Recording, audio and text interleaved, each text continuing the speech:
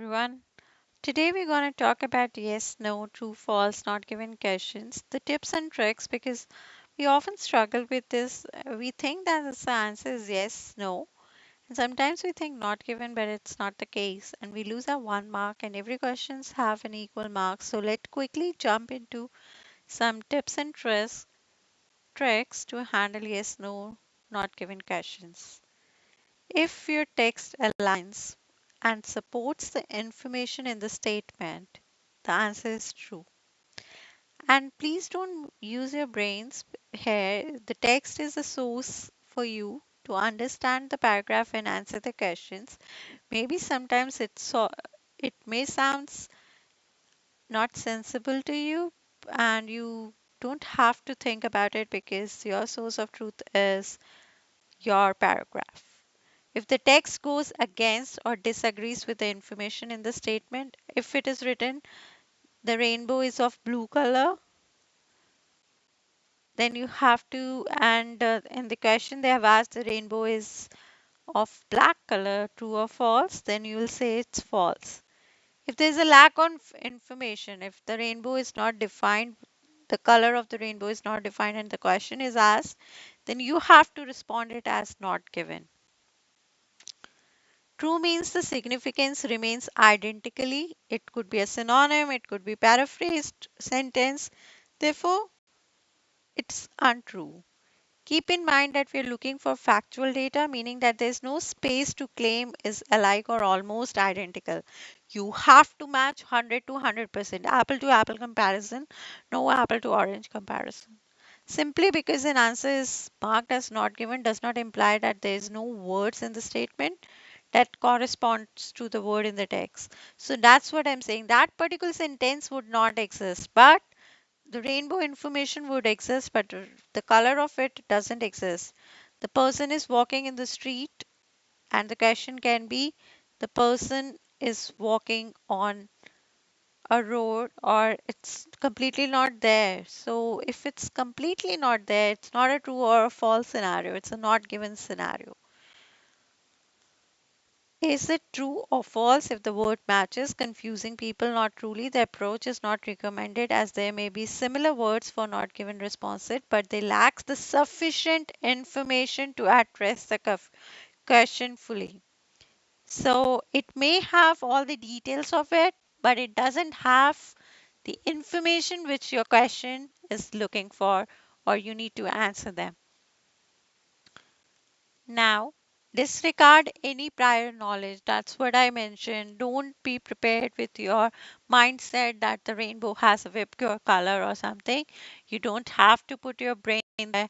No assumptions. You just have to look up to the paragraph because that's your source of the truth. Recognize any terms that modify the statement, such as some, all, mostly, frequently, always, and sometimes. So, all paraphrases, synonyms need to be looked upon. These words served as a test to see if they have thoroughly read the statement as they have potential to alter its meaning.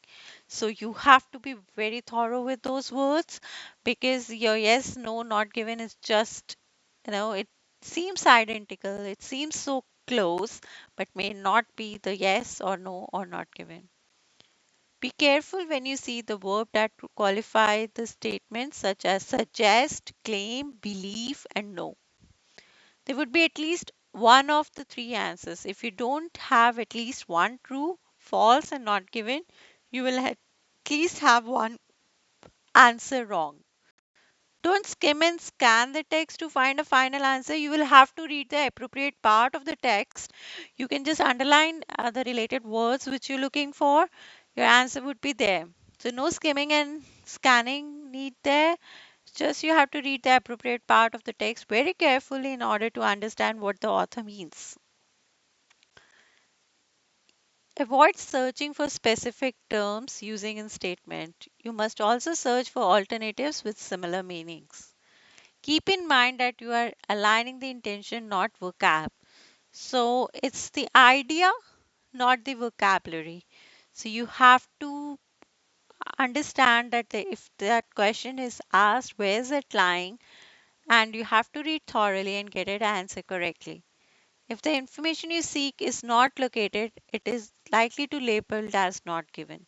Stop searching for something that does not exist and worth your time, because your time is important and each question is important, because every question has equal marks here. If you are unsure of the answer, write not given. You most likely don't know because the solution is not present. Responses are provided in order which they are presented. Avoid wasting time by going back and continue reading.